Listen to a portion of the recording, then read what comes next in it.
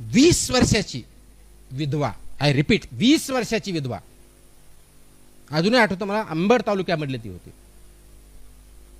Just 2 वर्षापूर्वी तिचं लग्न झालेलं होतं. 10वी-12वी काहीतरी शिकलेली असेल. अनफॉर्च्युनेटली त्यांचे मिस्टर वाढले, त्यांचे सासरे पण वाढलेले होते आणि एक वयोवृद्ध सासू होती. जस्ट 2-3 महिन्याचं बाळ होतं. जस्ट इमॅजिन करा, how would she be living. माझ्याकडे मला करायचंय म्हणायचं, 1 महिना मी घरापासून बाळाला घेऊन कसं राहू दूर. माझ्यासमोर प्रश्न पडला. आपण हा कार्यक्रम तर केलाय, 1 महिना औरंगाबादला राहायचंय. राहायची व्यवस्था आम्ही करू शकत नव्हतो. थोडीफार व्यवस्था केली होती, पण काही प्रमाणात त्यांना खाण्याची व्यवस्था करा. राहायची व्यवस्था केली होती, पण खाण्याची व्यवस्था त्या संस्थेवर कसे करायचं हा प्रश्न होता. त्याचे पैसे मी देऊ शकत नव्हतो. बरं, ते बाळ शिकताना 6-8 तास करताना ते बाळाचं काय करायचं 3 महिन्याचं, त्याला घ्यायला कोण. मी एक असे अनेक, कमीत कमी त्यावेळेस अशा 4-5 महिला होत्या त्याच्यामुळे प्रश्न होता. पण मी ठरवलं नाही, तुम्हाला जर शिक्षण घ्यायचं, एम्पॉवर व्हायचंय आणि तुम्हाला पुढे जर जायचं असेल, तुम्हाला तिथंच ट्रेनिंग करावं लागेल. कारण हबीब्सकडे जर ट्रेनिंग केलं नाही, तुम्हाला स्किल्स येणार नाहीत. त्या नाही आलं तर तुम्हाला धंदा कसा करायचा हा मी शिकवणार ते कळणार नाही, त्याच्यामुळे त्याचा उपयोग होणार नाही. त्या माऊलीनं लक्षात ठेवा, त्या माऊलीने काय केलं, आणि त्या मुलीला आणि त्या सासूला आपण हॅट्स ऑफ दिल्या पाहिजे. ती सासू म्हणले, मी तिथं बाजूला रूम करून राहते. हे ट्रेनिंग दिवसभर करायची, रात्रभर मुला सांभाळायची. 1 महिन्याचं ट्रेनिंग केलं. 1 महिन्याचं ट्रेनिंग करून पूर्ण झालं, सर्टिफिकेट तर भेटलं. पुढे काय, सर्टिफिकेट भेटलं, पुढे काय करणार. बँक कर्ज द्यायला तयार आहे, तारण ठेवायला काही नाही. तारण ठेवायला काही नाही, जमीन नाही.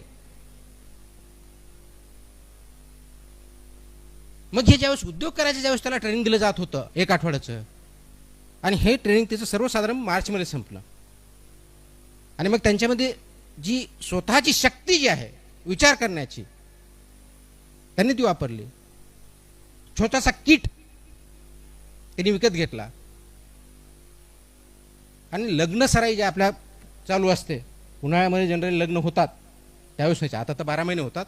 त्या काळास उन्हाळा हा मेजर सीझन असायचा जनरली, एप्रिल-मे, बरोबर आहे. त्यावेळेस सीझन सुरू झालं आणि म्हणून त्या लग्नाच्या काळामध्ये तिथं जाऊन नवरा नवरीला जे काही तुम्हाला ब्युटिफिकेशन किंवा सर्व्हिस द्यायची ती सुरू केलं. 2 महिन्यामध्ये तिने जवळजवळ 20,000 रुपये कमवले. आणि 3ऱ्या महिन्यात अंबडला स्वतःचं बुटीक टाकलं. ही जी कपॅसिटी आहे ही तुमच्यामध्ये आहे. प्रश्न एवढाच आहे की ती ॲडव्हर्सिटी झाल्यानंतर ती कपॅसिटी जागी होणार आहे का आपण शिक्षण घेत असताना, समाजामध्ये वावरत असताना त्या क्षणाला ती जागी करून त्याला एक चांगलं वळण द्यायचं, हा प्रश्न आहे. महत्वाचा मुद्दा फक्त तिथं चालू केलं, उत्पन्न सुरू झालं, त्याचं आंबडला सुरू झालं. आता काय परिस्थिती मला माहित नाही, कारण इतिहास म्हणाला 10-12 पेक्षा जास्त वर्ष झालेली. परंतु त्यांनी त्यावेळेस सुरू केलं की ज्यावेळेस आता मीच बसले, आता पायावरती उभा राहिले, अशा ज्या महिला आहेत त्यांना मी फ्री ट्रेनिंग माझ्याकडे देणार.